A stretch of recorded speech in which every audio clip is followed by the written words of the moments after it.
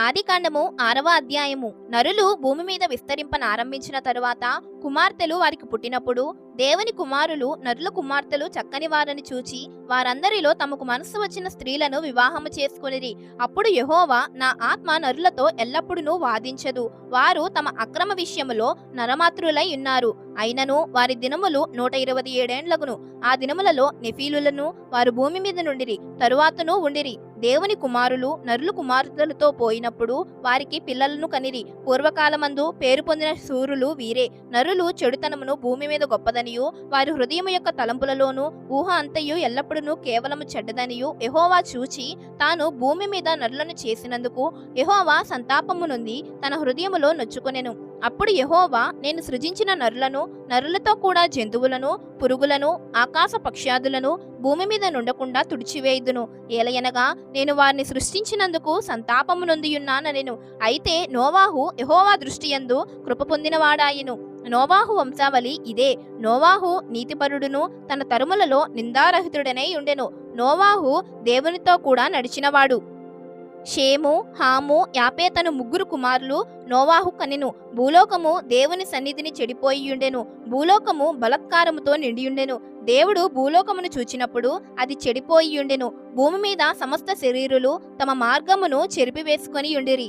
దేవుడు నోవాహుతో, సమస్త శరీరులు మూలముగా భూమి బలత్కారముతో నిండియున్నది గనుక నా సన్నిధిని వారి అంతము వచ్చియున్నది. ఇదిగో వారిని భూమితో కూడా నాశనము చేయుదును. చితి సారకము మానుతో నీ కొరకు ఓడను చేసుకునము. అరలు పెట్టి ఆ ఓడను చేసి లోపటను వెలుపటను దానికి కీలు పూయవలెను. నీవు దాని చేయవలసిన విధమిది.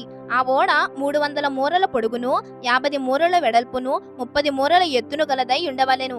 ఆ ఓడకు కిటికీ చేసి పైనుండి మూరెడు క్రిందకి దాన్ని ముగించవలెను. ఓడ తలుపు దాని ప్రక్కన ఉంచవలెను. క్రింది అంతస్తు, 2వ అంతస్తు, 3వ అంతస్తు గలదిగా దాన్ని చేయవలెను. ఇదిగో నేనే జీవవాయువు గల సమస్త శరీరులను ఆకాశము క్రింద నుండకుండా నాశనము చేయుటకు భూమి మీదకి జలప్రవాహము రప్పించుచున్నాను. లోకమందున్న సమస్తమును చనిపోవును. అయితే నీతో నా నిబంధన స్థిరపరచుదును. నీవును నీతో కూడా నీ కుమారులను, నీ భార్యయు, నీ కోడండ్రును ఆ ఓడలో ప్రవేశింపవలెను. మరియు నీతో కూడా వాటిని బ్రతికించి ఇంచుకొనుటకు సమస్త జీవులలో అనగా సమస్త శరీరుల యొక్క ప్రతి జాతిలో 2 చొప్పున నీవు ఓడలోనికి తేవలెను. వాటిలో మగదియు ఆడదియు ఉండవలెను. నీవు వాటిని బ్రతికించి ఉంచుకొనుటకై వాటి జాతుల ప్రకారము పక్షులలోను, వాటి జాతుల ప్రకారము జంతువులలోను, వాటి జాతుల ప్రకారము నేలను ప్రకు వాటన్నిటిలోనూ ప్రతి జాతిలో 2 చొప్పున నీ యొద్దకు అవి వచ్చును. మరియు తినుటకు నానా విధములైన ఆహార పదార్థములను కూర్చుకొని నీ దగ్గర ఉంచుకొనుము. అవి నీకును వాటికిని ఆహారమగునని చెప్పెను. నోవాహు అట్లు చేసెను. దేవుడు అతనికి ఆజ్ఞాపించిన ప్రకారము యావత్తూ చేసెను.